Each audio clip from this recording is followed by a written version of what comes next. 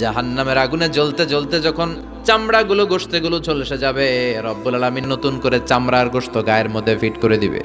ওই চামড়া গোশত আবার ঝলসাবে, আবার ফিট। আযাবটার মজা যেন ভালো করে টের পায়। একের পর এক শাস্তি শুরু এবার জাহান্নামে। যারা দুনিয়াতে আত্মহত্যা করছে, ছুরি মারছে, ও খালি ছুরিই মারবে। বিষ খাইছে, খালি বিষ খাবে। যে মেয়েগুলো ওড়নায় গলা পেঁচিয়ে এই আত্মহত্যা, তারা জাহান্নামের রশিতে আর ওড়নায় খালি আত্মহত্যা করতেই থাকবে।